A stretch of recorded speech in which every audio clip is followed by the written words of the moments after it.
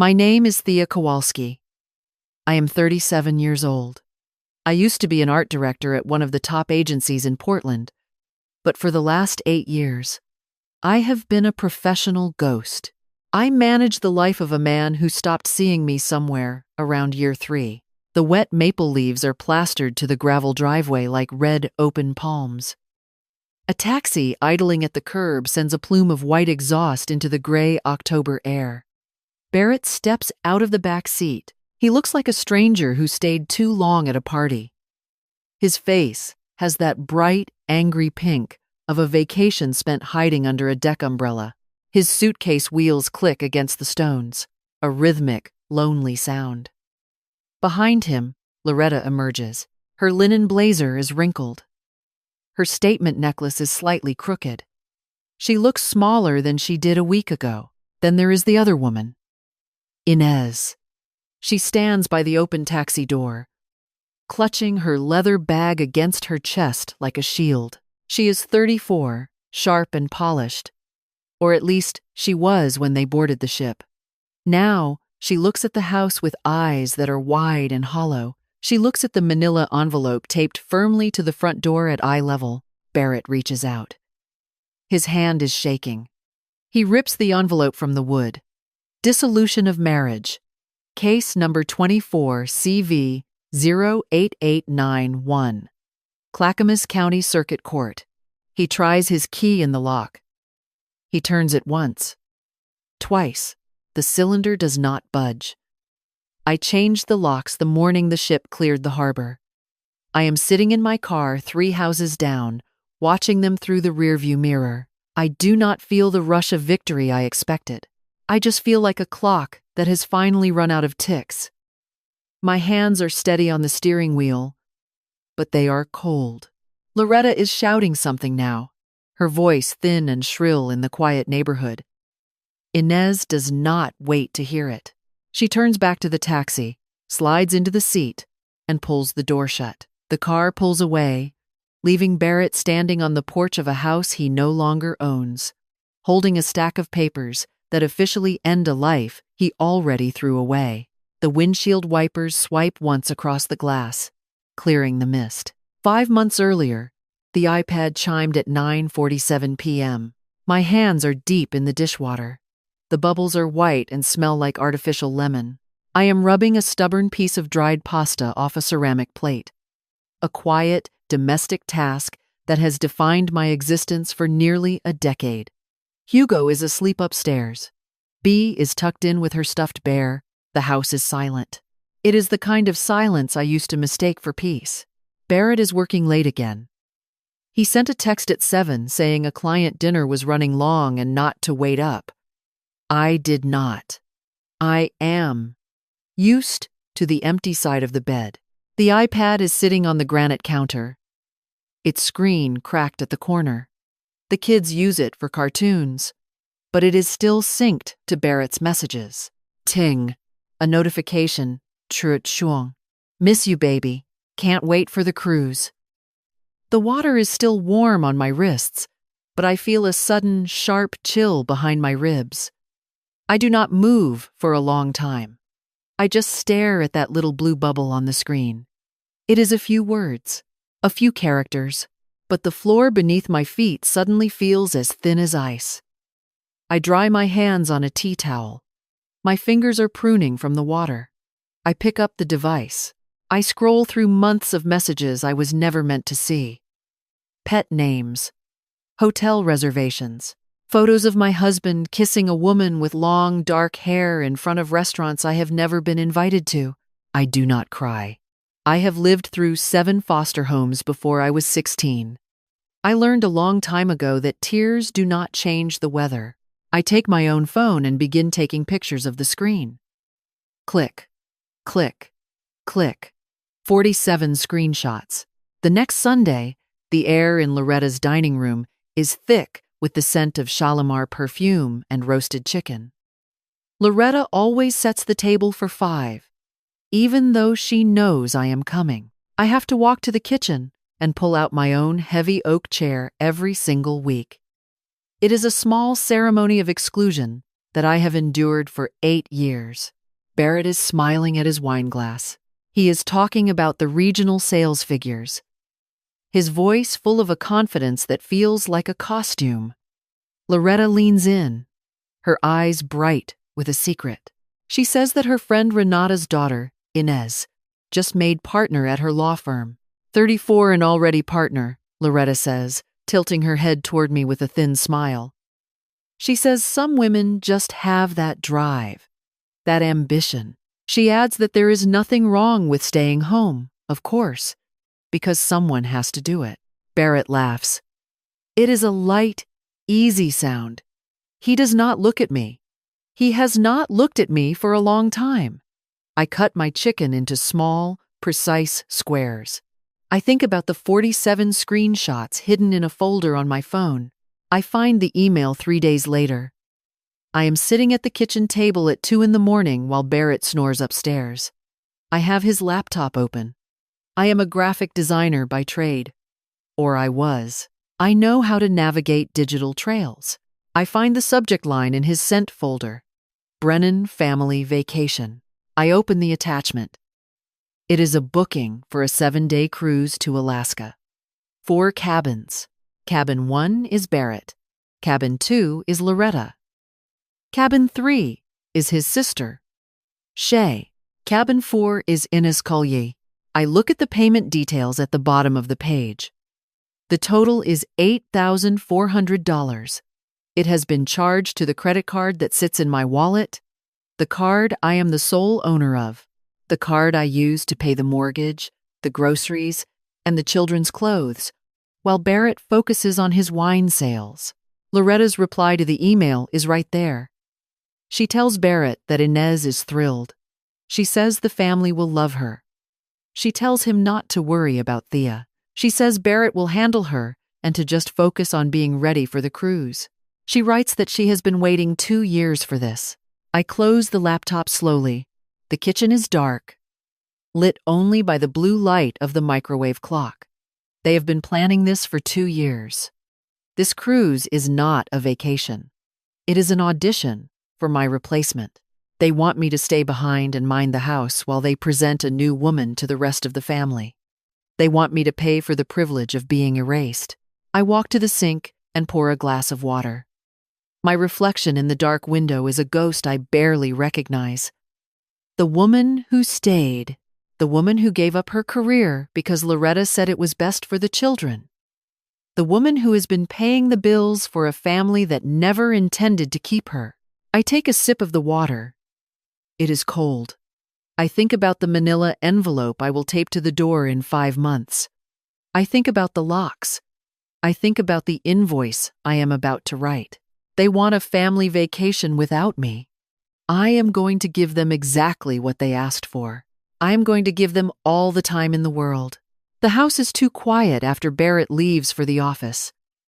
It is the kind of silence that has teeth, nibbling away at the edges of my composure until I feel like I might vanish into the beige carpet of our living room. I stand in the middle of our bedroom, surrounded by the life we built, or rather, the life I curated while he was busy elsewhere. I am 37 years old, and for 8 years, I have been the architect of this domestic perfection. I know the exact day the furnace needs its filter changed. I know which grocery store has the freshest organic berries for the children. I know the precise rhythm of Barrett's breathing when he is actually asleep versus when he is lying there, waiting for me to turn off my bedside lamp. I reach into the laundry basket and pull out one of his dress shirts. It is a crisp, expensive cotton that I spent 20 minutes pressing yesterday. I bring the collar to my nose. There it is again. Underneath the fading sharp notes of his polo blue cologne is a softer, floral trail. Peonies and suede. It is expensive and modern. A scent that belongs in a high-rise office in downtown Portland, not in a laundry room in Lake Oswego. I drop the shirt back into the basket. My hands are shaking, so I clench them into fists. The foster kid inside me, the girl who lived out of a plastic garbage bag for 10 years, is screaming at me to stay quiet.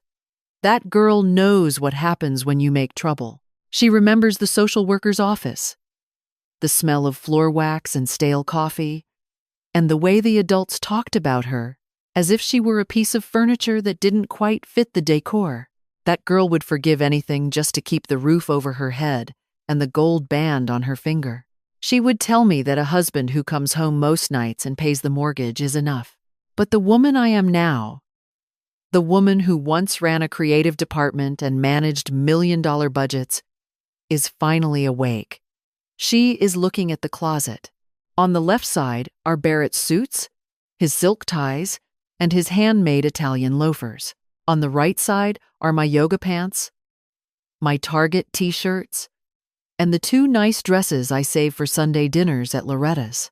I look at my reflection in the full-length mirror. My hair is in a messy bun, and there are dark circles under my eyes that no amount of concealer can hide. I look like a woman who has been erased, one compromise at a time. I wait until the kids are at their afternoon playgroup before I sit down at the kitchen table with my laptop. I am a graphic designer, which means I am used to looking for patterns. I am used to spending hours staring at a screen, finding the one pixel that is out of place. This afternoon, the pixels are bank statements and Venmo transactions. Barrett has always been happy to let me handle the bills. He called it a gift, telling me he didn't have the head for numbers and that he trusted me completely. I see now that it wasn't a gift. It was a screen. He figured I would be so busy balancing the checkbook and making sure the children's tuition was paid that I wouldn't notice the leaks. I log into our joint checking account. I have the primary password, and Barrett hasn't changed it in years. I start at the beginning of the year and work my way back. There is a recurring payment of $2,400 every month to something called CT Consulting. I search for the name in the Oregon Business Registry. Nothing.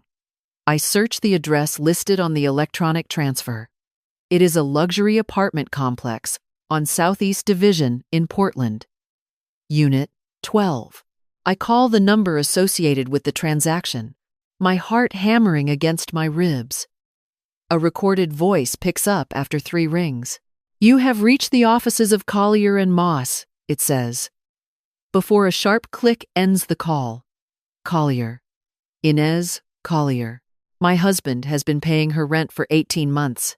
$43,200 of our family's money has gone toward a roof over her head while I was clipping coupons to save 50 cents on laundry detergent. I move to his Venmo history. It is a digital map of a second life. $500 for a happy Tuesday, $350 for the dress, $200 for parking and dinner. There are dozens of them, stretching back over 2 years. The total reaches $8,700. Then there are the credit card statements.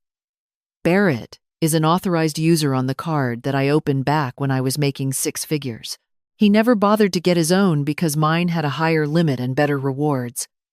I scroll through the recent activity. A $380 dinner at Canlis, a weekend at the Pine Ridge Inn in Bend for nearly $500. I remember that weekend. He told me it was a mandatory corporate retreat and that he was miserable having to spend so much time away from us. I open a spreadsheet. I name the file Recipe Ideas 2024. I create columns for the date, the merchant, the amount, and the category. I am methodical. I am precise. I am an art director again, and I am designing the story of my own betrayal. When I finish, the total at the bottom of the column is $85,400. $85,000. I think about Hugo asking for soccer camp this summer, and Barrett telling him we needed to be careful with our spending this year. I think about the rattling sound the dishwasher makes and the way Barrett insisted we could get another year out of it. He wasn't being frugal. He was being a thief. He was stealing the children's soccer camp and our peace of mind to buy silk dresses for a woman who already has a partner-track salary. I close the laptop when I hear his car in the driveway. I move to the stove and begin stirring a pot of pasta sauce. I keep my back to the door. I can hear the jingle of his keys, the heavy thud of his laptop bag on the bench, and then his footsteps approaching the kitchen. "You okay, Thee?" he asks, his hand landing on my shoulder. His touch feels like a burn. "Just tired," I say, my voice steady. "The kids were a handful today." He leans in and kisses the side of my head. He smells like the office and that faint, lingering peony scent. "You should take a bath tonight. Relax. I'll handle the bedtime stories." He is being so kind. He is being the perfect husband.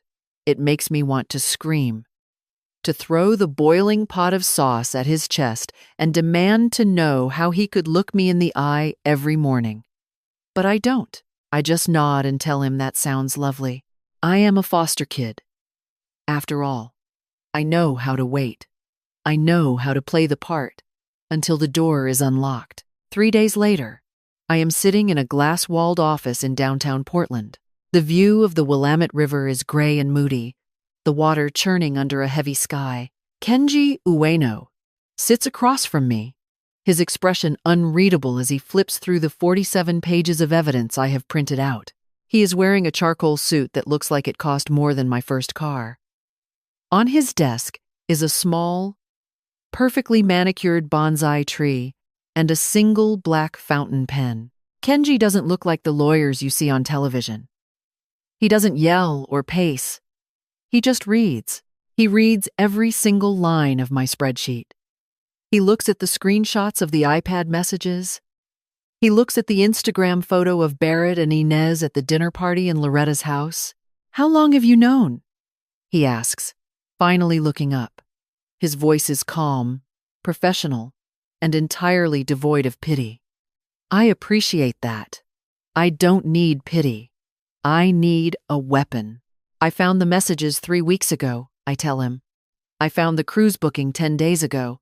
And you haven't confronted him," Kenji says. "It isn't a question." "No, I wanted to know my options first." Kenji nods, and for the first time, I see a flicker of something like respect in his eyes. That was the right move. Most people let their emotions drive the car, and they end up crashing before they get to the courthouse. In Oregon, we are a no-fault state, which means we don't need to prove he was unfaithful to get a divorce. However, your evidence is crucial for a dissipation of marital assets claim. "Dissipation?" I ask. "When one spouse uses marital funds for a purpose that does not benefit the marriage," Kenji explains, tapping the spreadsheet with his pen. "Paying the rent for a mistress, buying her gifts, taking her on trips, the court can credit that $85,000 back to you from his share of the remaining assets. We will hire a forensic accountant to verify every penny. If he has hidden accounts, we will find them." He leans back in his chair. Oregon is also a one-party consent state for recordings. As long as you are a participant in the conversation, you can record it without telling him. This is particularly useful if he admits to the affair or to the financial arrangements. I think about the phone calls I can make, the recordings I can save. I feel a cold, sharp clarity settling over me. "Now, let's talk about the house," Kenji says. "It's in both names, but you mentioned you manage the mortgage payments." "I have paid every bill for 8 years, I say. I manage his wine sales, commissions, and my freelance earnings. He hasn't looked at a mortgage statement since we moved in. That gives us leverage," Kenji says. "Given that you are the primary caregiver for the children, I will file a motion for temporary exclusive possession of the home. We want to keep the environment stable for Hugo and Bea." He looks at me, his gaze sharp. The cruise leaves on August 15th. That is 7 days when he will be out of the house, out of the state, and often out of cell range. That is our window. "I want to file the morning after they board the ship," I say. "I want the locks changed, the temporary orders served at the first port of call, and my children safe in a place where Loretta can't get to them." Kenji watches me for a moment, Most people find this process overwhelming. Mrs. Kowalski, you seem remarkably prepared. I've been a foster kid, Mr. Ueno, I say, standing up. I've spent my whole life learning how to survive people who didn't want me. This is just the first time I'm doing it with an art director's eye for detail. He stands and shakes my hand. His grip is firm. I'll have the initial petitions drafted by the end of the week. We have 3 months to gather the rest of the documentation. We need to be invisible until the moment we aren't. I walk out of his office and into the cool Portland air. I feel lighter than I have in years. I am not a ghost anymore. I am a strategist. I drive back to Lake Oswego, through the winding roads lined with blooming hydrangeas and perfectly painted fences. This neighborhood is built on appearances. And for 3 more months, I will be the most perfect appearance of all. When I get home, Barrett is in the backyard, playing catch with Hugo. The sun is setting, casting long golden shadows across the lawn. Barrett looks like the hero of a midlife commercial. His smile bright and his laugh ringing out across the fence. He sees me and waves, blowing a kiss. I wave back. I even smile. Behind my ribs, that cold thing is finally still. I am thinking about the $28,000 from Ellen that I moved into a separate account this morning. I am thinking about the forensic accountant who is going to take Barrett's wine commissions apart, dollar by dollar. I am thinking about the 7 days in August when the silence in this house will finally belong to me. That night, as I lie in bed next to the man I have shared a decade with, I don't feel the usual ache of loneliness. I feel the weight of the manila envelope that is already forming in my mind. I listen to Barrett's breathing, steady and rhythmic. He thinks he is safe. He thinks I am the same woman I was a month ago, the one who buys the berries and presses the shirts. He has no idea that he is already a ghost. He is just waiting for the invoice to arrive. The rain in Portland does not fall so much as it suspends itself in the air. A fine, gray veil that clings to the windshield and blurs the neon signs of Hawthorne Boulevard. I sit in my SUV, the engine idling quietly, watching the wipers sweep away the mist in rhythmic, hypnotic strokes. Across the street, a small coffee shop with fogged windows glows like an amber sanctuary. I have told Barrett I am meeting a former colleague to discuss a freelance project. A lie that slipped past my lips with the practiced ease of a stage actor. He didn't even look up from his wine journal when I said it. He just murmured something about being back in time for the children's bath and went back to charting the acidity of a Willamette Valley Pinot. I step out of the car, the damp air instantly chilling the back of my neck. Inside the shop, the scent of roasted beans and damp wool is overwhelming. Vera Campos is already there, tucked into a corner booth with a chipped laminate table. She is wearing a faded flannel shirt and has the weary, watchful eyes of a woman who has seen every ugly corner of the human heart. She doesn't offer a greeting or a smile. She simply slides a thick brown envelope across the table and goes back to her black coffee. My hands are steady as I open it, but the back of my throat feels like I have swallowed a handful of dry sand. There are 34 photographs. They are sharp, high resolution, and utterly devastating. There is Barrett, his arm draped around the dark-haired woman, Inez, as they walk through Waterfront Park. They are laughing, their bodies leaning into each other, with a terrifying, natural symmetry. There is Barrett kissing her cheek outside the apartment on Southeast Division. There is his car, the silver sedan I spent 4 hours vacuuming last Saturday, parked in her driveway at 10 in the evening and still there at 7 the next morning. I flip to the next photo and stop. They are at a new seasons market, pushing a grocery cart together. Barrett is holding a bunch of kale in one hand and a bottle of sparkling water in the other, looking at Inez as she checks her phone. It is so mundane. It is so domestic. This isn't just a fling or a midlife crisis fueled by tequila and regret. This is a parallel marriage. He is playing at being a husband in a different neighborhood with a different woman, while I am home making sure his socks are matched and his favorite cheese is in the drawer. Vera leans forward, her voice a low, gravelly rasp. He bought her flowers on Tuesday, she says. Florist wrap, not the grocery store bundles. I saw him go into the shop on Morrison and come out with a dozen white roses. I remember Tuesday.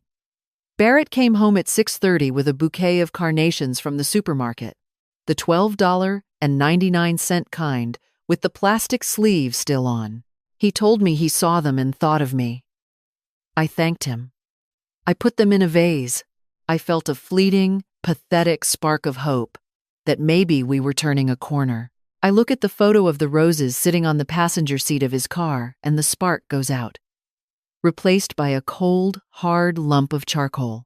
I slide the photos back into the envelope. Thank you, Vera, I say. My voice sounds like it belongs to someone else, someone much older and much harder than the woman who walked into this shop 10 minutes ago. Vera nods. I'll keep the signal messages coming. I've got the timestamps for the overnight stays for the last 2 weeks. Your lawyer will want those for the custody filing. I leave the shop and drive toward the river. But I don't go back to Lake Oswego. Not yet. I pull into a quiet street and dial a number I haven't called in 5 months. My heart is beating a frantic rhythm against my ribs. The sound of it loud in the quiet cabin of the car. Thea? Zora's voice is sharp, surprised, and immediately warm. Oh my God, girl! Is everything okay? I take a ragged breath. The smell of Vera's envelope still clinging to my fingertips. No, I say. Nothing is okay, Zora, I tell her. I tell her about the iPad, about the $85,000, about the cruise, and about the white roses. I tell her about the 47 pages of evidence sitting in Kenji's office and the way Barrett kisses my forehead before he goes out to see her. Zora is silent for a long time. I can hear the sounds of her apartment in the background, the distant hum of the city, and the clinking of a spoon against a bowl. Zora and I grew up in the same foster home, the house Ellen Webb ran with a firm hand and an endless supply of patience. We were sisters by circumstance, survivors of the same wreckage. But when I married Barrett, Loretta made it clear that people like Zora didn't fit into the Brennan brand. She called Zora a bad influence and told me that if I wanted to be a real part of their family, I had to leave the past behind. I let her do it. I let her cut my last tether to the world I knew because I was so desperate for the one she was offering. Come to Portland, Zora says, her voice thick with a fierce, protective anger. When you're ready to leave, you come here. I have a guest room. It's small, but it's yours. You and the kids have a place here as long as you need it. You always did, Thea. I close my eyes, a single, hot tear finally escaping and tracking down my cheek. I'm so sorry, I whisper. Forget about that, Zora says. We don't do that. Listen, I still have the box Mom Ellen left for you, the one with the letters she wrote before she passed away. I tried to send them to the house in Lake Oswego, but Barrett sent them back. He said you didn't need them anymore. My grip on the steering wheel tightens until my knuckles are white. He did what? He said you were moving on. Zora says, I kept them. I knew you'd come back for them one day. Whenever you're ready, they're here. I hang up the phone and sit in the dark for a long time. Barrett didn't just steal my money and my dignity.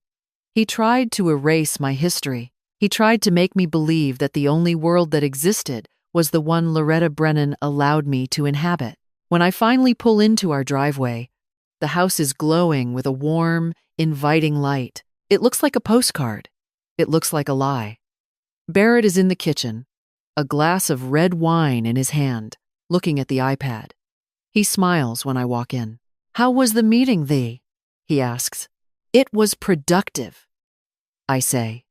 I drop my bag on the counter, making sure the brown envelope is tucked deep inside. Very productive. He nods, seemingly satisfied. He goes back to his scrolling. I move past him, heading for the stairs, but I stop at the island where he has left his wine glass. The iPad is open to a browser tab he must have forgotten to close. He usually uses the app, but tonight, he has been in Safari. I wait until he goes into the living room to turn on the news. I move to the iPad. The browser history is a goldmine of arrogance. He has been looking at jewelry websites. He has been looking at Seattle real estate. An open email from Loretta. I tap the screen, my breath catching in my chest. Subject: the Alaska trip. Loretta's words are as sharp and cold as a winter morning. "Don't worry about Thea," she wrote. "I know she can be difficult when she feels she's being left out, but she's always been manageable. Barrett, you need to handle her. Reassure her. Give her a little something to keep her quiet, but make it clear that this trip is for the core family." Inez is thrilled about the balcony suite. It will be so much easier to introduce her to Shay and the rest of the group without the cloud of the past hanging over us. I have been waiting 2 years for this. It is time we start looking toward the future, the cloud of the past. That is what Loretta calls me. A manageable difficulty. A cloud to be cleared away so the bright, partner-track future can begin. I take my phone out and photograph the screen. I am careful to capture the header, the date, and Loretta's personal email address. I feel a strange, icy calm. This isn't just Barrett's secret anymore. This is a conspiracy. They are waiting for me to be handled. They are waiting for me to accept my dismissal with the same quiet compliance I have shown for 8 years. I hear Barrett's footsteps returning to the kitchen. I quickly close the tab and set the iPad back down exactly where it was. I am at the sink, rinsing a glass, when he walks in. "Everything okay?" he asks, his voice smooth and easy. "Fine," I say, turning to look at him. I even manage a small, tired smile. "I was just thinking about the summer." "Good," he says, reaching out to tuck a loose strand of hair behind my ear. "It's going to be a great one. I promise." I look into his eyes, the eyes of the man I thought I would grow old with, and I see nothing but a hollow space. "You're right, Barrett," I say. "It's going to be a summer none of us will ever forget." I go upstairs and check on the children. Hugo is sprawled out across his bed, his arm draped over a stuffed dragon. Bee is curled into a tiny ball, her breathing slow and rhythmic. I sit on the edge of Bee's bed and listen to the silence of the house. Loretta thinks I am manageable. Barrett thinks I am oblivious. They think that because I was a foster kid with no one to call, I will take whatever crumbs they decide to throw my way. They have forgotten that foster kids are the best observers in the world. We learn to read the shifts in the air before a storm hits. We learn to find the exits before the doors are locked. And we learn that family isn't something you are born into or something you marry into. It is something you fight for. I think about the box of letters waiting for me at Zora's. I think about the $85,400. And I think about the white roses Barrett bought for a woman who is currently sleeping in an apartment my children's college fund is paying for. I am 37 years old. And for the first time in my life, I am not afraid of being alone. I am only afraid of staying here a second longer than I have to. I go to our bedroom and find Barrett already in bed, his back to me. I lie down on my side of the mattress, the gap between us feeling like a vast, unbridgeable canyon. I stare at the ceiling, tracing the faint patterns of light from the street lamp outside. 3 months. In 3 months, the ship will sail. In 3 months, Loretta will be sitting in her balcony suite with her hand-picked replacement. And in 3 months, Barrett will find out that the woman he thought he could handle is the one who has been holding all the cards. I close my eyes and let the sound of the rain against the window soothe me. I am the cloud of the past, and I am about to bring the storm. The July heat in Lake Oswego is thick and fragrant, smelling of scorched grass and the heavy, sweet scent of jasmine that clings to the fences of our neighborhood. It is a season of block parties and lawn sprinklers, a time when everyone is performing their best version of the American dream. I have become a master of the performance. I spend my mornings packing organic juice boxes for the kids, and my afternoons making Barrett's favorite lemon herb chicken. I smile at the neighbors. I wave at the mailman. I play the part of the devoted wife so well that sometimes, when I catch my reflection in the darkened window of the microwave, I almost believe the lie myself, but the nights belong to the truth. Once the house is silent and the only sound is the rhythmic hum of the air conditioning, I retreat to the guest bathroom. It is the only room with a lock that doesn't feel like an invitation for questions. I sit on the edge of the porcelain tub, the laptop screen casting a cold, blue glow against the tile, and I continue to build the ledger of my husband's second life. I have spent 6 weeks living this double life. During the day, I am the woman Loretta Brennan expects me to be: quiet, compliant, and grateful for my place at her table. At night, I am the art director again, my mind sharp and clinical as I organize Vera's surveillance photos and cross-reference them with our bank statements.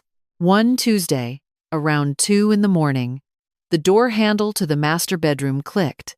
I heard Barrett's footsteps, heavy and slow, moving toward the living room where I had been sitting on the sofa with the laptop. I had just been reviewing a series of photos of Barrett and Inez outside a jewelry boutique in the Pearl District.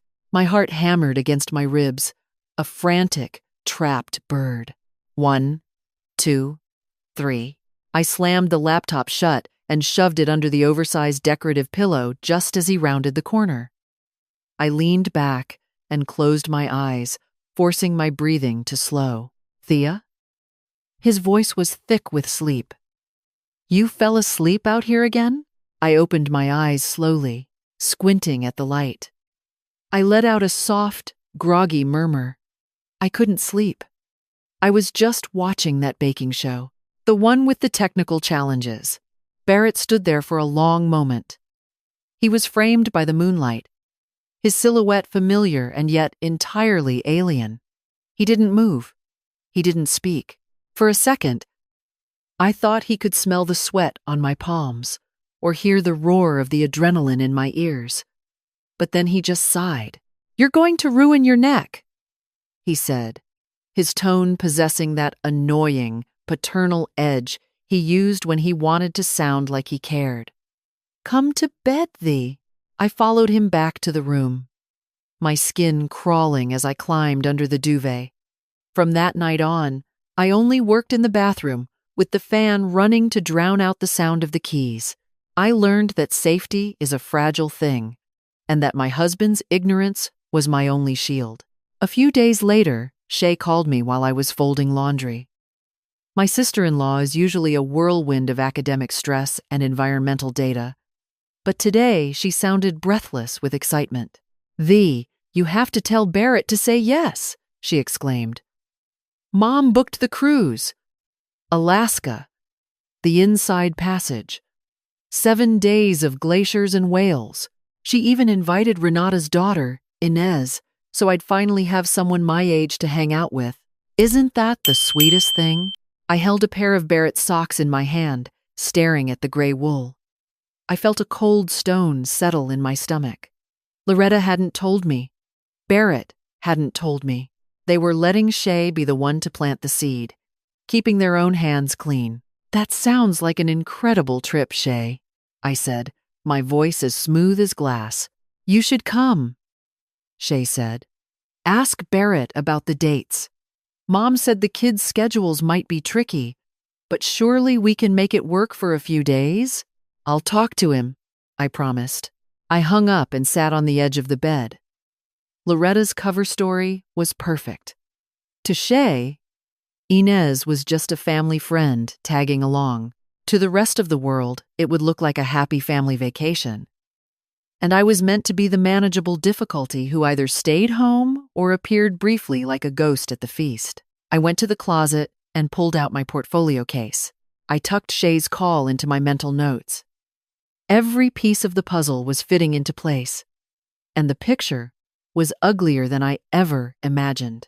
On Friday, I drove to a branch of a bank in a neighborhood where I knew no one. The air inside was cool and smelled of stale paper and toner. I sat across from a young woman with a polite, vacant smile and opened a solo savings account. I moved the $28,000 that Ellen Webb had left me, the only money that was truly mine, out of our joint account. I watched the numbers move across the screen. This was my seed money. This was the cost of a new beginning in Portland, far away from Lake Oswego and the shadow of the Brennans. I also took the time to secure our most vital documents. I moved the kids' passports, their birth certificates, and the deed to the house into a locked box in the trunk of my car. I felt like a spy in my own home, a feeling that was both exhausting and strangely empowering. The following Monday, I met Kenji Ueno again. His office was a quiet fortress of law and order, a stark contrast to the chaos of my domestic life. He didn't say hello when I walked in. He simply spread a 47-page document across his desk. "The forensic report is complete," he said. I sat down and looked at the numbers. They were black and white, clinical and final. The breakdown was a map of betrayal. $43,200 for rent on the Division Street apartment under the guise of CT Consulting. $8,700 in Venmo transfers. $14,300 in hotels and high-end restaurants. $6,800 at Nordstrom. All for clothing in a size 6. I am a size 10. I have been a size 10 since I had Hugo.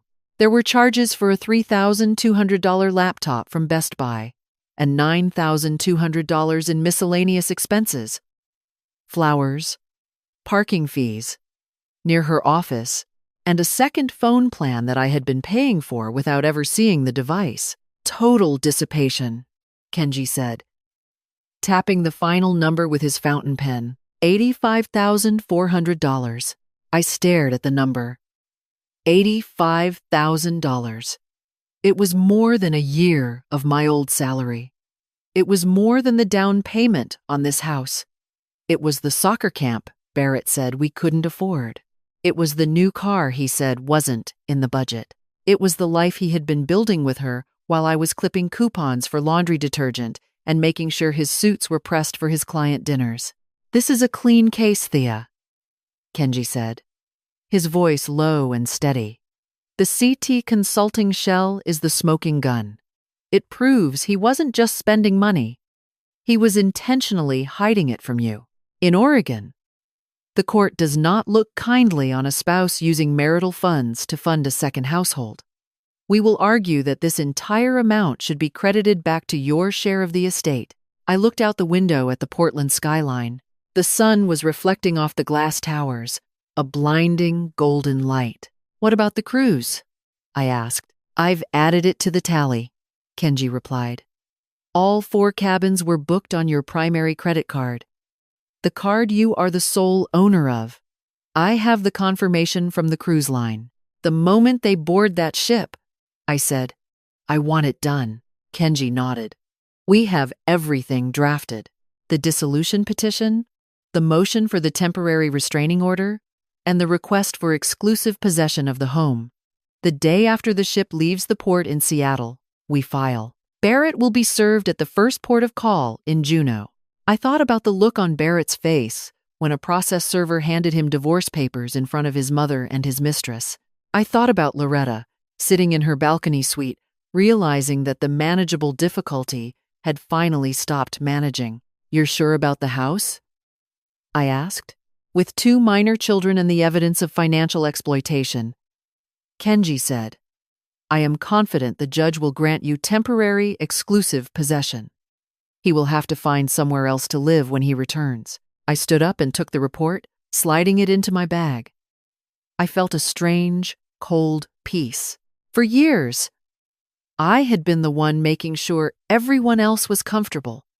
I had been the one smoothing over the cracks in the foundation, making sure the Brennan name remained untarnished. I was the one who had sacrificed my career, my friends, and my sense of self to belong to a family that never intended to keep me. I drove back to Lake Oswego, the SUV feeling like a mobile command center. When I pulled into the driveway, I saw Barrett's car was already there. He was on the front lawn, talking to the neighbor about the upcoming school board election. He looked so respectable. He looked so safe. I walked up the path, and he turned, giving me that easy, practiced smile. "Hey thee," he said. "You're back late. Everything okay at the doctor's?" "Fine," I said. "Just a lot of paperwork." He reached out and squeezed my hand. "You've been working too hard lately. You need this vacation as much as I do." I looked at him, at the man who had spent $85,000 of our children's future on a woman he met at his mother's dinner party. I looked at the man who was currently planning to leave me behind while he auditioned my replacement. "You're right, Barrett," I said, pulling my hand away to reach for my keys. "I really do need a break." That evening, I sat at the kitchen table and opened my laptop. I didn't go to the bank accounts.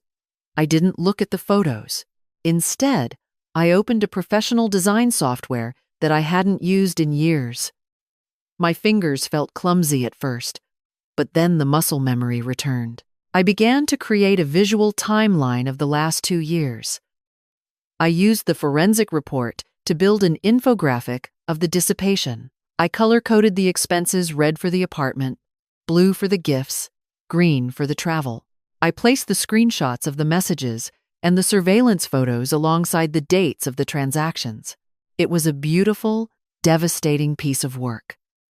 It was an invoice for a marriage that was built on a foundation of sand. I worked until the sun began to peek over the trees. I wasn't tired. I was energized. For the first time in a decade, I was using my skills for something that mattered. I was designing my own exit. I saved the file as a high-resolution PDF and emailed it to Kenji. The subject line was simple: the invoice. I closed the laptop and walked to the window. The neighborhood was starting to wake up.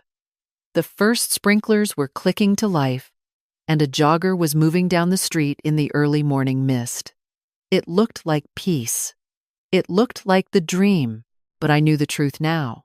I knew exactly what everything cost, and I knew who was going to pay the bill. The ship would sail in 3 weeks. And when it did, the life Barrett Brennan thought he owned would disappear into the horizon. I walked to the kitchen and began making breakfast for my children. The rhythmic sound of the whisk against the bowl, the only music I needed. I was a foster kid who had survived 7 homes, and I was about to survive an 8th. The countdown had begun, and for the first time in my life, I was the one holding the watch. The morning of August 15th arrived with a sky so blue it looked painted. A flat and brilliant canopy over the manicured lawns of Lake Oswego. I stood in the kitchen, watching the sunlight glint off the stainless steel toaster, while Barrett dragged his brand-new hard-shell suitcase across the hardwood floor.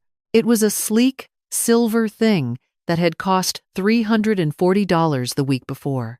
I knew the price because I had balanced the ledger. I watched him check his reflection in the hallway mirror, adjusting the collar of his linen shirt. He looked younger, lighter, the way a man looks when he is about to step into a different version of his life. He didn't see me watching him. He saw a wife who had been quiet and helpful for 3 months. He saw a woman who had made sure his favorite navy shorts were laundered and his passport was in his carry-on. He saw the manageable difficulty Loretta had described in her email. "You are sure you will be okay?" Barrett asked, turning to me with a smile that didn't quite reach his eyes. A whole week alone with the kids is a lot to handle. We will be fine, I said, my voice as steady as the granite counter under my hand. Go have fun with your family, Barrett. I didn't emphasize the last word, but it hung in the air between us like a thin wire. He didn't notice. He just nodded, his mind already on the docks in Seattle. Mom has been planning this for months, he said, his tone possessing that familiar, reverent edge whenever he spoke of Loretta. She is so excited. I bet she is, I replied. Hugo ran into the hall then, throwing his arms around his father's legs. Bring me a whale toy, Daddy, the 7-year-old begged. I promise, buddy, Barrett said, ruffling the boy's hair. I will bring back the biggest whale in Alaska. I watched him walk out to the driveway. I watched him load the silver suitcase into the trunk of his car.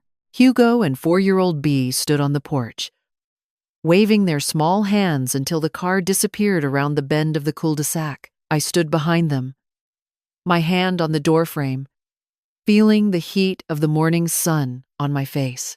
I didn't feel the panic I had expected. I felt a strange, humming stillness. The countdown was over. The movement had begun. I walked back into the house and picked up my phone. I dialed Kenji Ueno's office. It was 8:15 a.m. The ship sails at 4 p.m. today, I said when he answered. File everything at 8 a.m. tomorrow. I spent that evening in a house that felt like a hollow shell. I cooked a simple dinner for the children. I bathed them.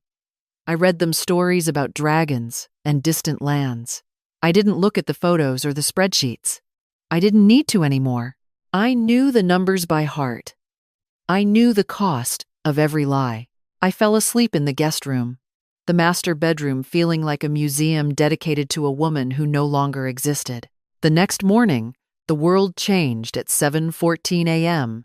I was standing at the counter, pouring cereal into a blue plastic bowl for Hugo. Bae was in her high chair, her face already smeared with a light dusting of milk. The kitchen was quiet. The only sound, I didn't pick it up right away. I finished pouring the cereal. I set the box down. Then, I reached for the device. The text was from Barrett. Hey thee, it began. A notification banner that felt like a slap. Plans changed a little. Mom decided she just wants her family on the trip, so you are not joining for the port stop in Juneau like we talked about. Sorry? I will bring back salmon. Love you. I read the words 3 times. Mom decided she just wants her family. Her family. I set the cereal box down on the counter with a soft thud. I felt a sudden, sharp clarity, like a lens clicking into focus. 8 years. I had spent 8 years making sure his shirts were pressed and his mother's birthday gifts were perfect. I had managed the mortgage and the utilities and the school schedules. I had carried his children and kept his house and smoothed over every crack in his ego. And yet, in a single sentence delivered at 7:14 on a Monday morning, I was excised. I was the guest who was no longer invited. I was the manageable difficulty that had been handled. I didn't cry. My hands didn't even shake. I felt a cold, deep satisfaction. They had given me exactly what I needed. They had provided the final, undeniable proof that the bridge had already been burned. I wasn't destroying a family. I was finally leaving a burning building. Hugo looked up from his cereal, his eyes wide and curious. Is Daddy on the big boat yet? Yes, baby, I said, reaching out to stroke his hair. He is on the boat. I walked to the other side of the kitchen and picked up the landline. I called Kenji. It was 7:22 a.m. File everything, I said. The text came through? Kenji asked, his voice professional and alert. Word for word what you predicted, I told him. Mom decided she just wants her family. I will file in 40 minutes, Kenji said. The petition for dissolution. the motion for the temporary restraining order, and the emergency request for exclusive possession. Judge Okada is on duty this week. She is fast, and she has no patience for financial games. Thank you, Kenji, I said. At 8:47 a.m., I called my bank. The air in the kitchen was getting warmer as the sun climbed higher. I would like to remove an authorized user from my credit card, I said to the representative. The account ending in 4471. The name is Brennan. The representative went through the security questions. I answered them with a calm, clipped precision. Is the authorized user aware of this change, ma'am? The woman asked. It is my sole account, I replied. I am revoking his access, effective immediately. There was a pause. The sound of typing on the other end of the line. The change has been processed, ma'am. Confirmation number 09934. His card will be declined the next time it is swiped. I thanked her and hung up. One thread cut. At 9:15 a.m., I called the corporate office of Norwegian Cruise Line. I am calling regarding a booking under confirmation number NCL 88344721. I said, I am the primary cardholder for the charges.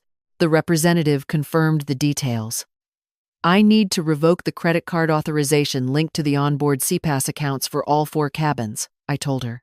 All onboard spending and future charges must be stopped on this card immediately. The representative hesitated. Ma'am, the ship has already departed. Any guests on board will be unable to make purchases if the card is removed. I understand, I said. I am revoking my authorization for their spending.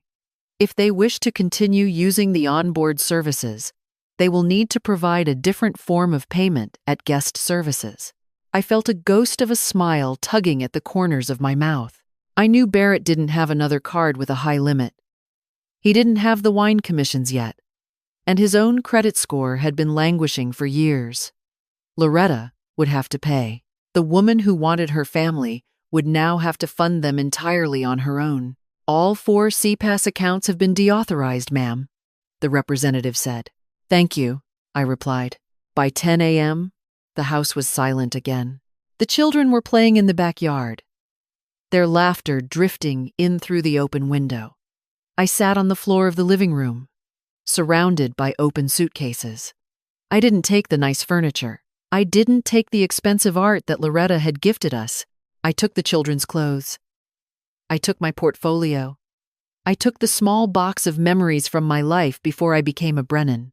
My phone buzzed with an email. It was from Kenji. Attached was the file-stamped petition for the dissolution of marriage. Kowalski versus Brennan. Case number 24CV 08891. I looked at the words on the screen. Kowalski. My name. The name of the girl who had survived 7 foster homes. The name of the woman who was finally taking herself back. It felt like a heavy weight being lifted from my chest. I spent the next 4 hours packing the SUV. I worked with a clinical efficiency, moving through the rooms of the Lake Oswego house like a stranger. I looked at the granite counters and the designer curtains and the perfectly staged shelves.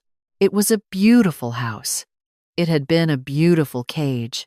At 2 p.m., I buckled Hugo and Bea into their car seats. Are we going to Auntie Zora's? Hugo asked, his face bright with excitement. Yes, baby, I said. We are going to stay with Auntie Zora for a while. Is it a vacation? Bea asked, clutching her stuffed bear. Yes, I told her, looking at them in the rearview mirror. It is a vacation. I pulled out of the driveway for the last time. I didn't look back at the house. I didn't look back at the roses that were probably wilting in the vases I had filled. I drove away from the suburb, away from the expectations of Loretta Brennan, and toward the city. I hit the I-5 North, the SUV humming along the pavement. The children fell asleep as we crossed the bridge into Portland. The city looked different today. It looked like a place of possibility. My phone buzzed in the cup holder. It was a message from Barrett. "Hey babe, cruise is amazing," he wrote. "Signal is spotty, so might not text much." I read the message as I sat at a red light on a street lined with old maple trees. I didn't reply. I didn't need to. He was in the middle of the ocean, surrounded by his family, holding a card that no longer worked. He was living in a world that had already ended. I turned the corner and pulled up in front of Zora's apartment building. It was an old brick building with a large elm tree in front. Zora was standing on the sidewalk, her hands on her hips, a wide smile on her face. I put the car in park and turned off the engine. The silence was absolute. I leaned my head back against the seat and closed my eyes for a single, long minute. I was 37 years old. I had exactly $28,000 in a savings account. I had a mountain of evidence and a lawyer who knew how to use it. I had 2 children who were safe. I opened the door and stepped out into the Portland air. It smelled of rain and coffee and the beginning of something new. I am Thea Kowalski, I thought as I walked toward my sister, and the invoice has officially been served. The rain in Portland is different from the rain in the suburbs. In Lake Oswego, it felt like a soft, expensive blanket, something to be watched through a triple-paned window while a designer candle flickered on the mantel. Here, in Zora's third-floor apartment, the rain drums against the old glass with a gritty, persistent rhythm. It sounds like the city is trying to wake me up. I sat on the edge of the guest bed, listening to the soft snores of Hugo and Bea in the next room. Zora had moved her things out to the sofa so the kids could have her bedroom. She hadn't even asked. She just handed me a set of spare keys and told me where she kept the good coffee. My phone sat on the nightstand, a cold rectangle of glass that felt like a ticking bomb. I knew it was coming. The ship would be somewhere off the coast of British Columbia by now, a floating palace of glass and steel. I pictured Barrett at the bar, leaning back with that easy, practiced confidence, reaching for his wallet to buy a round of drinks for his mother and his new partner. I pictured the moment the bartender slid the card back across the mahogany, shaking his head. The first sign of the storm didn't come from Barrett. It came from Shay. Her texts arrived in a rapid, frantic burst while I was sitting in Zora's small kitchen, staring at a mug of chamomile tea. "What is happening?" Shay wrote. Her words appeared on my screen against the backdrop of a grainy photo. It was a shot of the captain's dinner table. Loretta was in the center, wearing her best pearls, looking radiant. To her right sat Inez Collier. Inez was wearing a black silk dress that I recognized from the Nordstrom statement I had filed 3 weeks ago. She looked like she belonged there. She looked like the new Brennan. "Barrett is losing it," the next text read. His card was declined at the bar. Then it was declined at the excursion desk. Mom had to pay for the wine at dinner, and she was mortified. Barrett is upstairs trying to call the bank. He is white as a sheet. I leaned back against the worn wooden chair, the wood creaking under my weight. I felt a strange, hollow satisfaction. I didn't feel happy, but I felt the cold comfort of a math problem finally reaching its solution. I didn't reply to Shay. I couldn't. Not yet. I needed Barrett to be the one to break the silence. The call came 40 minutes later. I felt the vibration through the tabletop before I heard the ring. I reached out and tapped the recording app on my laptop first. A habit Kenji had drilled into me. Then, I slid the icon to accept the call. "Thea?" Barrett's voice was thin, stripped of its usual smooth charm. There was a roar of wind in the background, a lonely, maritime sound. "I am here, Barrett," I said.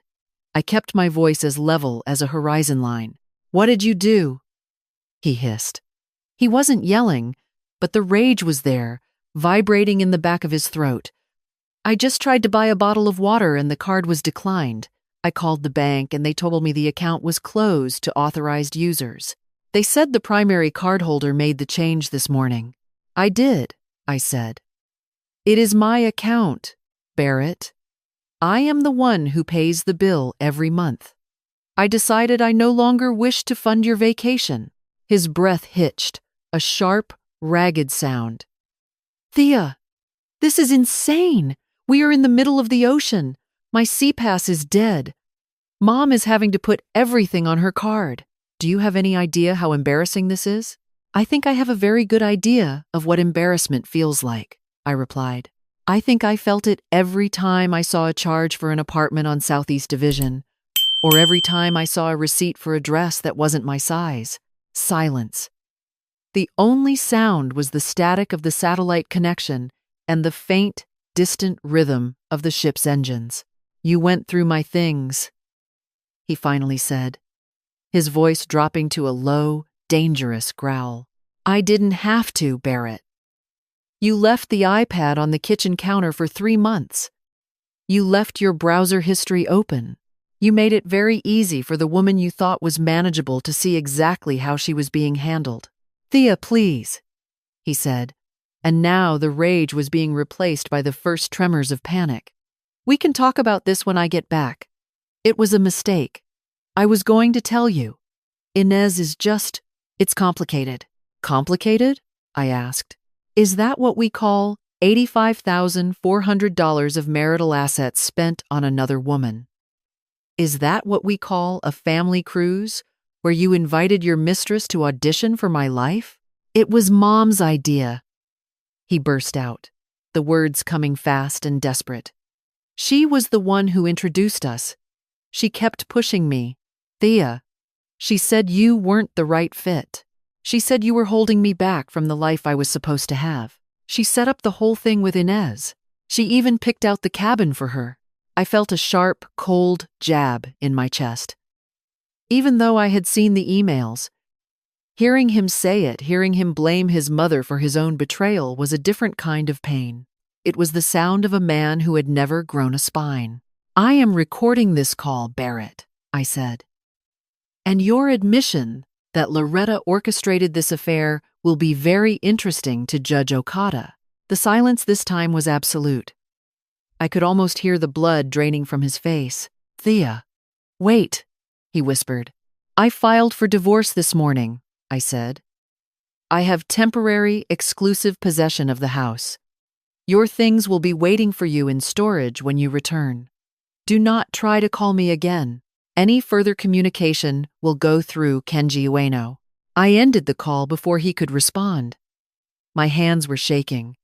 A fine, uncontrollable tremor that made the phone rattle against the table. I walked to the window and pressed my forehead against the cool glass. I had done it.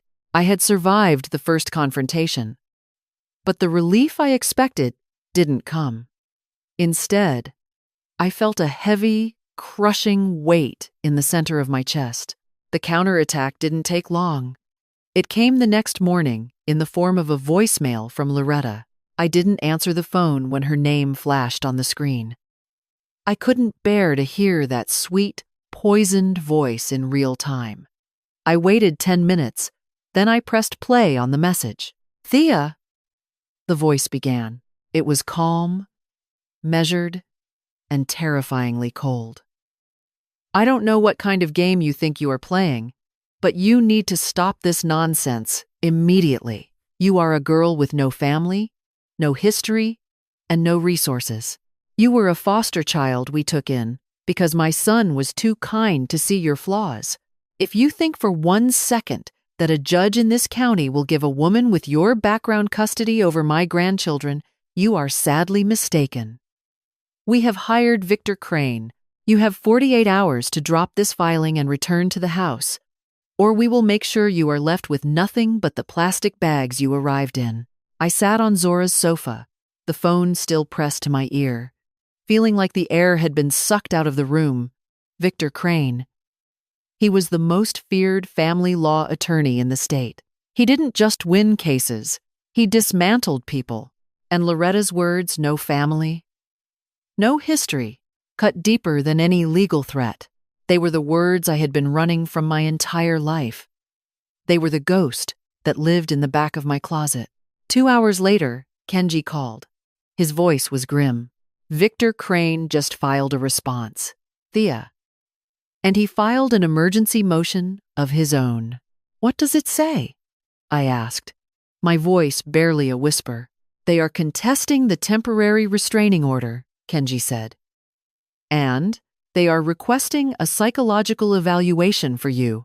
Crane is arguing that your behavior filing while Barrett was away, removing the children, cutting off finances, shows erratic decision-making consistent with unresolved attachment trauma from your childhood.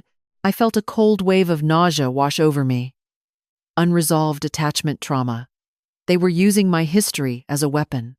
They were trying to tell the world that because I had been a foster kid, I was inherently unstable. They were trying to take Hugo and Bea by making me look like a broken person. It's a scare tactic, Kenji said, though he didn't sound entirely convinced.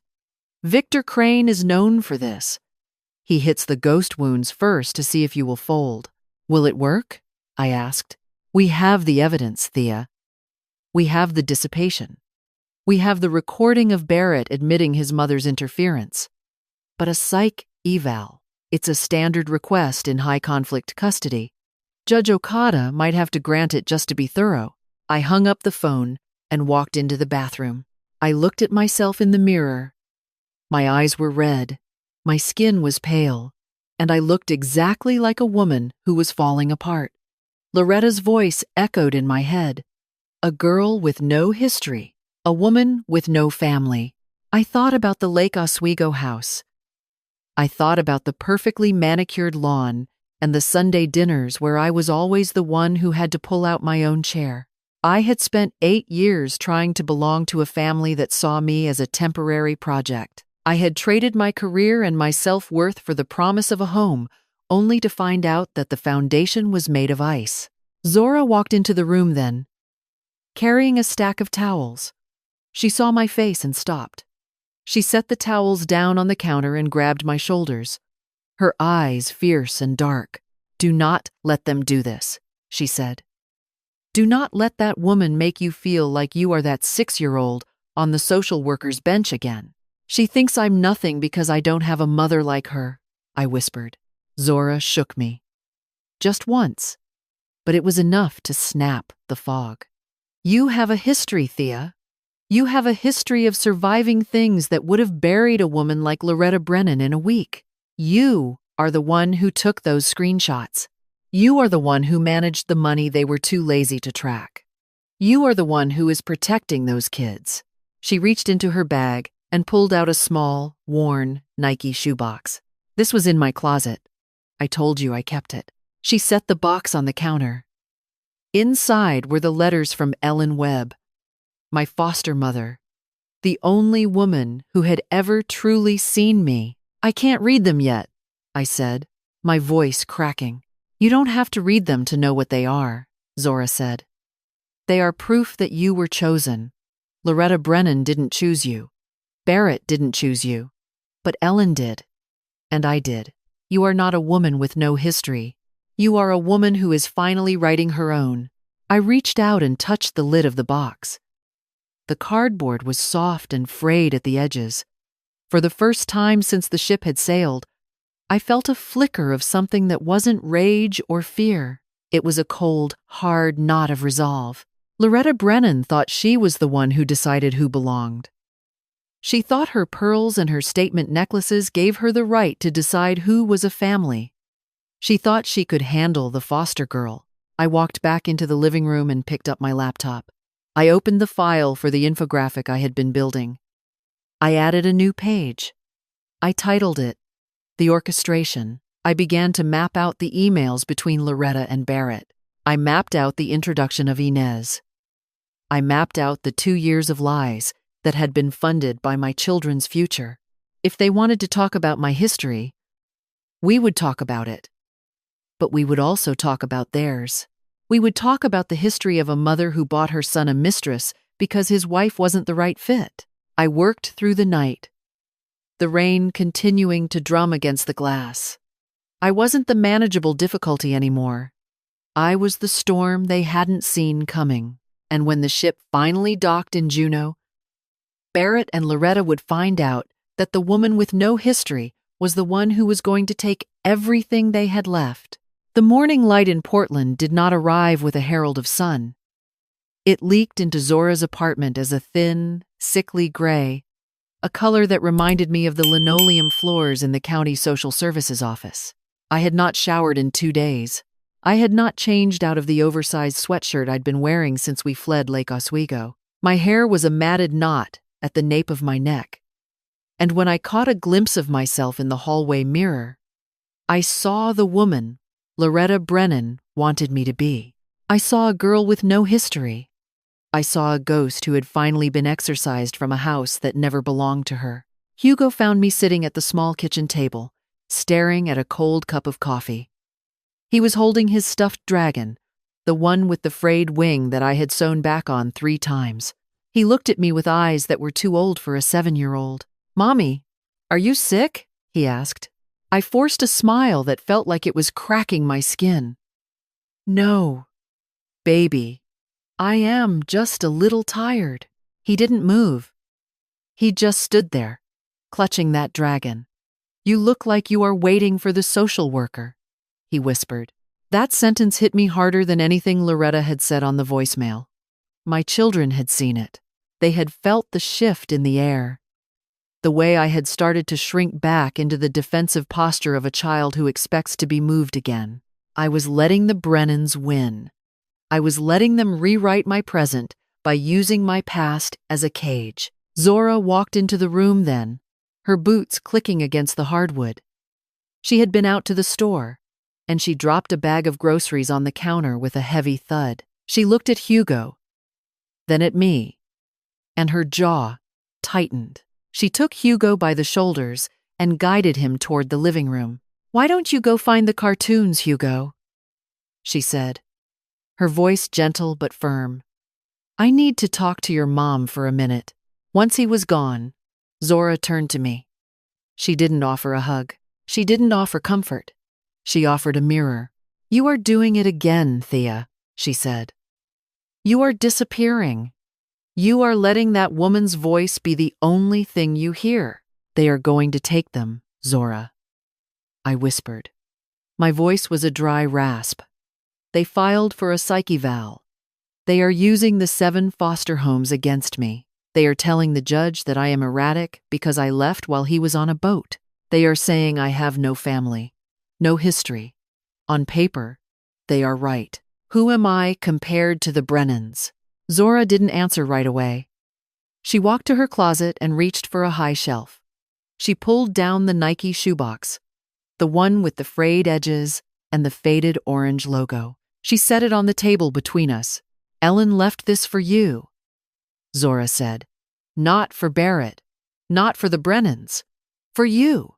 You told me you weren't ready to read them, but the hearing is in 10 days, Thea. You are running out of time to remember who you actually are." She walked out of the kitchen, giving me the one thing I was terrified of: the truth. I sat there for a long time, my fingers hovering over the lid of the box. It smelled of lavender sachets and old paper. It smelled like the only home I had ever truly known. I pulled the lid off. Inside were photographs, a wooden bead bracelet I'd made when I was 12, and 3 white envelopes. The handwriting on the envelopes was elegant and precise, though the ink had faded to a soft blue. Ellen Webb had been a retired school teacher before she became a foster mother, and she believed that how you presented yourself to the world was a matter of dignity. I opened the first envelope. "My dear Thea," the letter began. "I am writing this because I know that one day you will forget. You will be sitting in a life that feels too big or too strange, and you will think that you do not belong there because of where you started. You will think that because no one carried you in their womb, no one will carry you in their heart." I felt a sob build in my chest, a hot, heavy thing that I had been suppressing for years. "I was your foster mother for 6 years," Ellen wrote.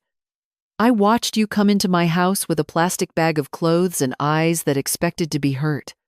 I watched you become the strongest person I have ever known. You are not a woman with no history.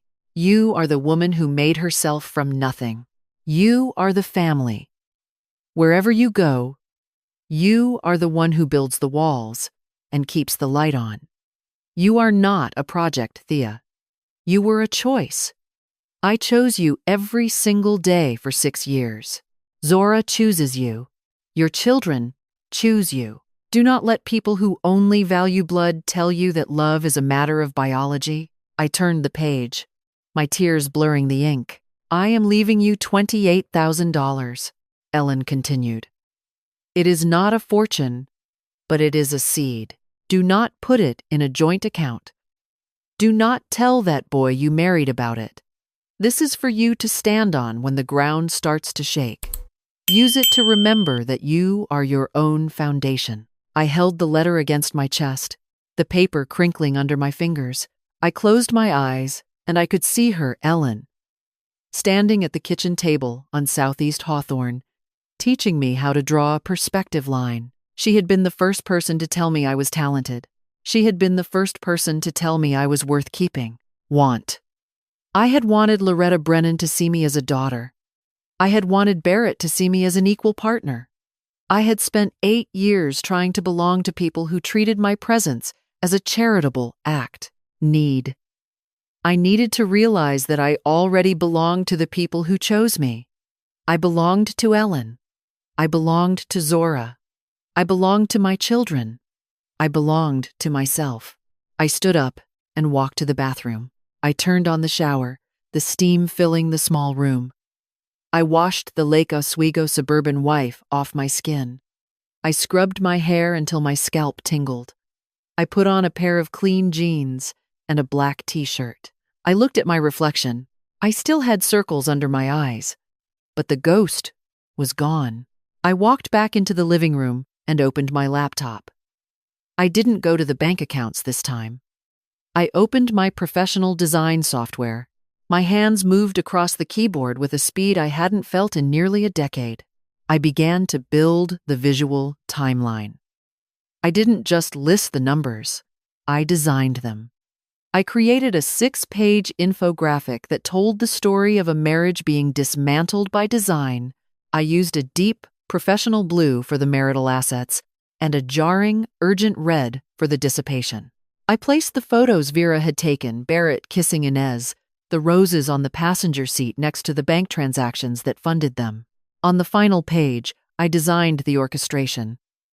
I took the screenshots of Loretta's emails and mapped them out.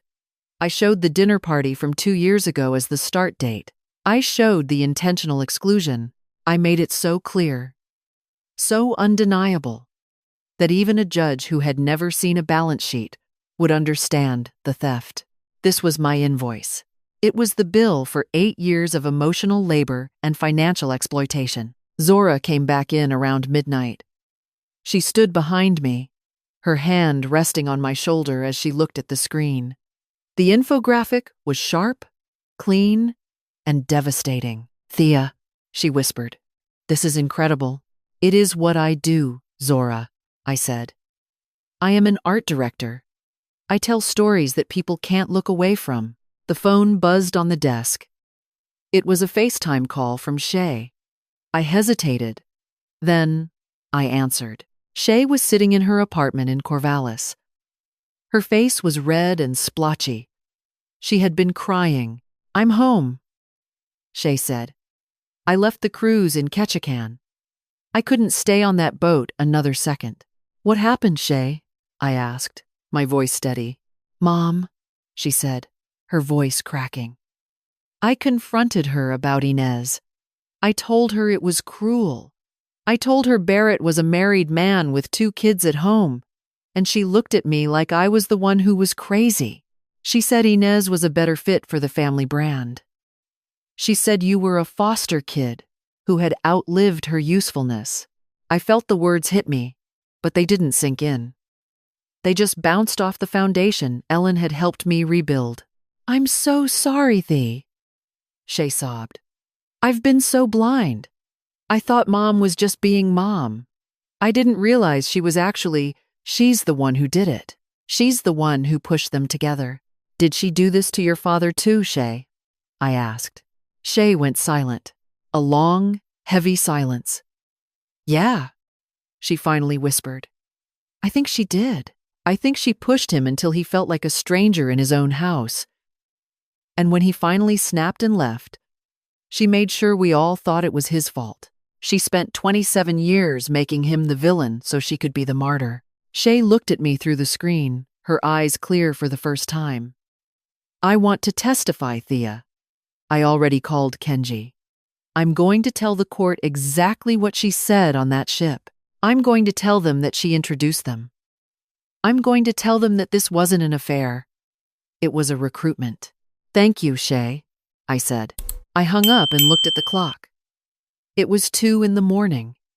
I turned back to my laptop and began to polish the final pages of the invoice. Kenji called the next day. His voice sounded different, sharper, more energized. Judge Okada denied Victor Crane's request for a continuance, he said. And she saw the infographic you sent over. She wants a preliminary hearing in 3 days. What about the psych eval? I asked. She's holding off on that until she hears the testimony, Kenji said. But Thea, I have to tell you, Shay's statement is a grenade. Victor Crane is already trying to settle. He's realized that if this goes to a full hearing, Loretta Brennan's reputation in Lake Oswego is going to be incinerated. I looked at the Nike shoebox sitting on the table. I thought about the woman in the linen blazer and the statement pearls. No settlement, I said. Not yet. I want her in that courtroom. I want her to see the history she thought I didn't have. I spent the next 48 hours preparing. I didn't focus on the pain. I focused on the precision. I made sure every document was tabbed, every recording was transcribed, and every visual was perfect. I was not a woman with no history. I was a woman who had been meticulously documenting her own theft. Zora helped me pick out an outfit for the hearing.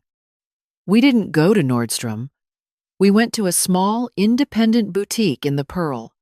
I chose a charcoal blazer and a pair of tailored trousers. It was the outfit of the art director I used to be.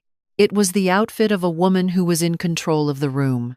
The night before the hearing, I sat with Hugo and Bea. I told them that things were going to be different for a while, but that we were going to be okay. I told them that we were a family, and that family meant the people who showed up when things were hard. Hugo hugged me, his small arms squeezing tight. You are a dragon, Mommy, he said. I kissed his forehead. I lay in bed that night, listening to the rain. It was still there, but it didn't sound like it was trying to wake me up anymore. It sounded like it was washing the dust off the windows. I am 37 years old. I am a foster child from the Webb home. I am an art director. I am a mother. And I am the one who is about to serve the final bill. I closed my eyes, and for the first time in 8 years, I slept through the night. I didn't dream of Lake Oswego or wine distributors or mothers-in-law who never knew my name. I dreamed of a blank canvas and the colors I was going to use to fill it. The ship had docked in Juneau, and Barrett and Loretta were likely on their way back to a house they no longer owned, to a life that had already been dismantled. They thought they had handled me. They thought they had erased the girl with no history. They were about to find out that the woman I had become was the only family they had ever really had, and she was finally closed for business. The morning of the hearing arrived with a sky the color of a bruised plum. I stood in front of the mirror in Zora's small bathroom, adjusted the lapels of my charcoal blazer, and took a breath. The fabric was crisp and substantial. It was the first piece of clothing I had bought for myself in years that wasn't chosen for its ability to hide a stain or its price point at a big box store. I wore my hair down, the dark waves falling over my shoulders, a stark contrast to the tight, manageable buns I had worn to every Brennan family dinner. I didn't look like a ghost or a manageable difficulty. I looked like an art director heading into the most important presentation of her career. The Clackamas County Courthouse felt smaller than I had imagined. It wasn't a soaring cathedral of justice, but a functional, hushed building that smelled of floor wax and old coffee. I stepped out of the SUV and felt the damp September air on my face. Barrett was waiting by the main entrance. He looked as if he had been living in his car for a month. His suit was wrinkled, the same navy one I used to dry clean every 2 weeks, and his eyes were rimmed with red. He looked like a man who had finally realized the ground beneath him had turned to water. He stepped toward me as I approached, his hands twitching at his sides. "Thea," he said, and his voice was a broken whisper. "Please, just 5 minutes." I stopped, but I didn't close the distance between us. I stood 3 feet away, the portfolio case containing my visual invoice hanging heavy in my left hand. I didn't feel the urge to fix his collar or reassure him. I just felt a strange, quiet distance. "I ended it with Inez," Barrett said, the words tumbling out of him in a desperate rush. "It is over. I told Mom to stay out of it. I will fire Victor Crane. I will hire anyone you want me to hire. We can go to counseling. Just, please come home. Think about the kids." I looked at him, and for the first time, I didn't see the man I had loved. I saw a man who was terrified of having to pay for his own choices. "You aren't asking me to come home because you love me, Barrett," I said. "You are asking because you have realized that being handled by your mother is a lot more expensive than being supported by me." "Thea, that is not true," he pleaded. "I love you. I have always loved you." "You loved having me," I corrected him. "You loved having someone to run your life and manage your secrets and pay your bills while you played house with someone else. You didn't love me. You loved the convenience I provided." "The kids need their father," he said, reaching for the last weapon he had. "The kids need a father who doesn't spend their soccer camp money on his girlfriend's apartment," I replied. I saw his jaw drop, the color draining from his face. I didn't wait for a response. I walked past him and into the building, the sound of my heels on the tile floor, a steady, rhythmic march. Courtroom 4B was lit by humming fluorescent lights that gave everything a sterile, flattened look. Judge Okada was already on the bench, a woman in her 50s with short hair and silver-rimmed glasses that caught the light as she read through our paperwork. I sat next to Kenji at the petitioner's table. Across the aisle, Victor Crane sat next to Barrett. Loretta Brennan was in the first row of the gallery, sitting directly behind her son. She was wearing a new linen blazer and a statement necklace of heavy, hammered gold. She sat with her back perfectly straight, her eyes fixed on the judge, ignoring my presence as if I were a speck of dust on the mahogany railing. Victor Crane stood first. He spoke with a voice that was deep and practiced, a mahogany resonance that filled the room. He talked about the Brennan family's long history in the community. He talked about my foster care background, using words like unstable and erratic and attachment trauma as if they were labels on a file. He argued that my actions were a calculated attempt to alienate the children from their father. He made it sound as if I were a broken woman who had finally snapped. When he sat down, the room was silent. I felt a cold hand on my heart. The old ghost of the foster girl whispering that he was right, that I was nobody. Then Kenji stood up. He didn't use a mahogany voice. He used the voice of a man who was presenting a bill. "Your Honor, I would like to present Exhibit A," Kenji said. He opened the portfolio and handed a copy of my 6-page infographic to the bailiff. I watched Judge Okada as she opened it. I saw her eyebrows rise. I saw her adjust her glasses. It was the invoice I had spent weeks designing. It showed the 2 years of the affair mapped out against our marital bank statements. It showed the $43,000 for the apartment. It showed the $8,000 in Venmo transfers. It showed every dinner, every hotel, and every gift. But more than that, it showed the contrast. On the same day, Barrett had spent $1,200 on a laptop for Inez. I had recorded a note in our budget that we couldn't afford the children's new school shoes until the following month. The visual impact was devastating. It wasn't just a list of numbers. It was a story of a mother who had been bled dry while her husband funded a second life. Kenji then played the recording from the banister in Portland. Barrett's voice filled the room, thin and panicked. It was Mom's idea. She introduced us. She kept pushing. She said you weren't the right fit. I looked at Loretta. Her back was still straight, but her hand was gripping her gold necklace so tightly that her knuckles were white. The statement pearls were no longer a shield. They were evidence. Kenji presented the final piece. The email from Loretta to Inez. I have been waiting 2 years for this, he read aloud. Don't worry about Thea. Barrett will handle her. Judge Okada looked up from the papers. Her gaze was as sharp as a scalpel. She looked at Barrett, who was staring at the table. Then she looked directly at Loretta Brennan. Mrs. Brennan, the judge said, and the silence in the room became absolute. You are not a party to this dissolution, but your interference in this marriage has been documented with a level of precision I rarely see in this courtroom. The attempt to weaponize the petitioner's childhood history to cover for financial exploitation and marital misconduct is, quite frankly, reprehensible. Loretta opened her mouth to speak, but Victor Crane's hand clamped down on her arm. He gave her a sharp, warning shake of his head. Loretta sank back into her seat, her face a mask of pale fury. I am granting the temporary orders, Judge Okada announced. The petitioner will have exclusive possession of the marital home.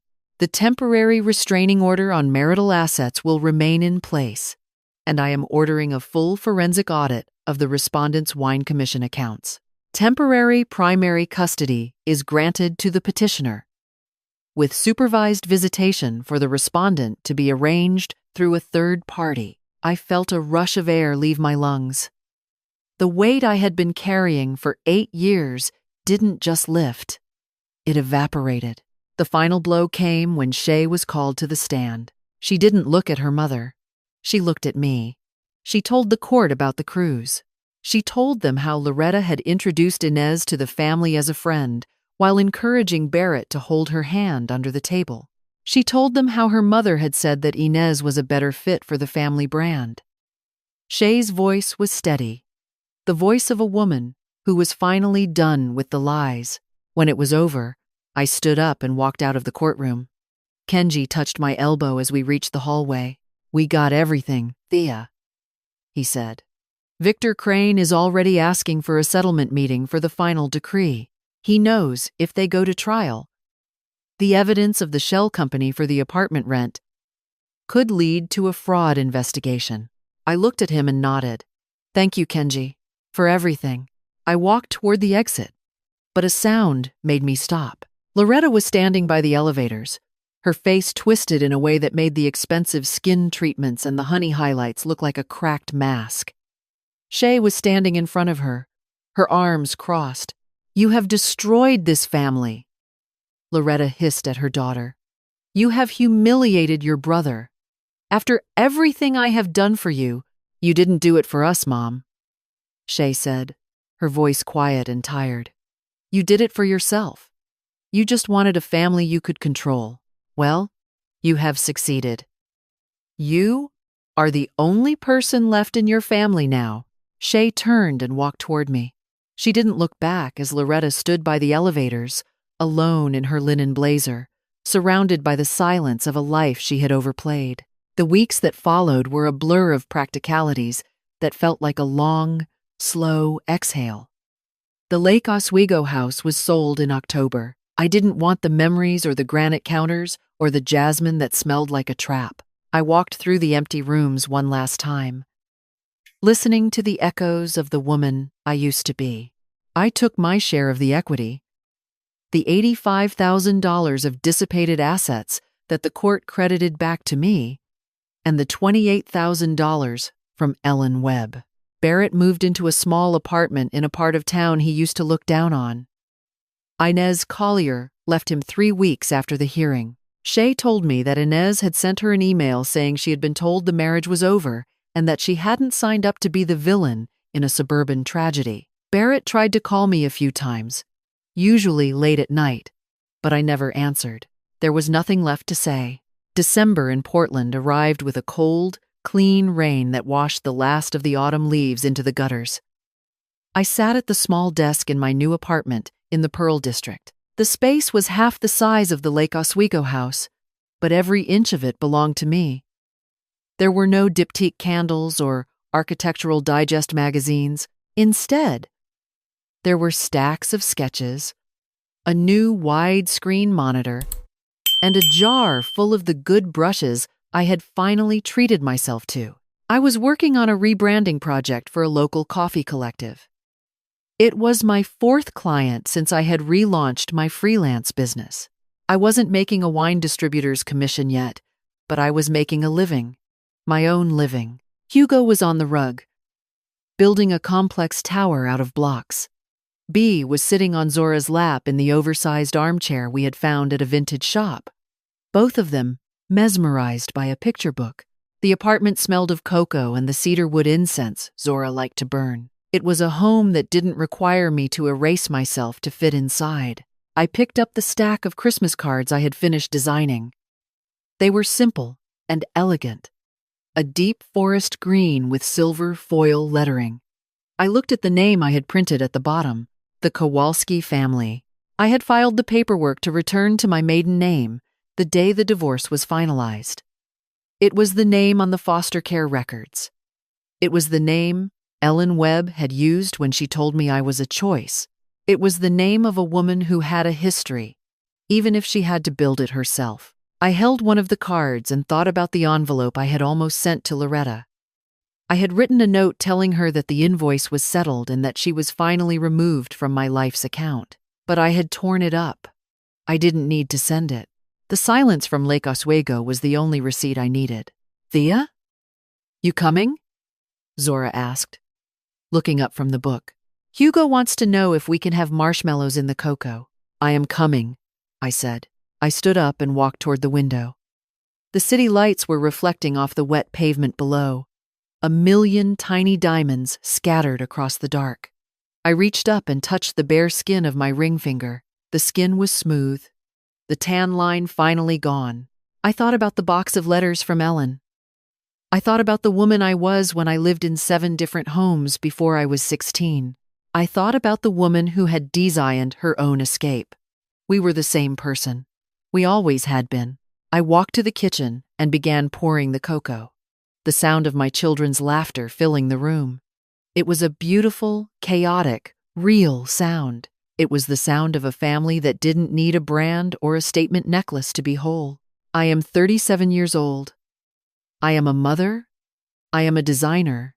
I am a Kowalski. And for the first time in my life, I am exactly where I belong. I handed the mugs to Zora and the kids and sat down on the rug with them. Outside, the rain turned to a soft, wet snow, the first of the season. It fell quietly, covering the city in a clean, white blanket. I took a sip of my cocoa and smiled. The invoice was paid in full, and the new year was finally mine. The story of Thea Kowalski is more than a tale of a marriage ending. It is a vital roadmap for anyone who has ever felt like a guest in their own life. You might find yourself right now in a house filled with beautiful things, yet feel entirely invisible. You might believe that staying silent and keeping the peace is a virtue, or that if you just work a little harder, you will finally earn the seat at the table you have been denied for years. But the most important lesson you can take from this journey is that belonging should never come at the cost of your identity. When you have to erase yourself to fit into someone else's version of a perfect family, you are not building a home. You are maintaining a cage. True self-worth is not something you can earn through domestic perfection or quiet compliance. It is something you claim when you stop asking for permission to exist from people who only value you for what you can provide. There is also a very practical, educational necessity in being the guardian of your own history and your own resources. You must understand that financial transparency is not just about numbers. It is about respect. Never feel guilty for looking closely at the bank statements, for asking the hard questions, or for documenting the reality that others try to dismiss as your imagination. The people who truly love you will never call you difficult for wanting to know the truth. You have every right to be the art director of your own life, to keep the ledgers of your own time, and to recognize that your emotional labor is an investment that deserves a return. If you find yourself in a situation where your past wounds are being used as weapons against you, remember that those wounds are actually your armor. They taught you how to read the shifts in the wind and how to survive the cold. Use that strength not to endure a lie, but a truth that is entirely your own. The invoice is not just about the money stolen. It is about the self-respect you are finally reclaiming. Healing begins the moment you realize that being manageable is a death sentence for the soul. You are allowed to be difficult. You are allowed to be loud. You are allowed to walk away from a dinner table where you are always the one forced to pull out your own chair. Now, take a moment to look at the life you are currently living and ask yourself a hard question. Have you spent years trying to belong to a family that views your presence as a charitable act? And if so, what is the total of the invoice you are finally ready to serve in order to buy back your own freedom?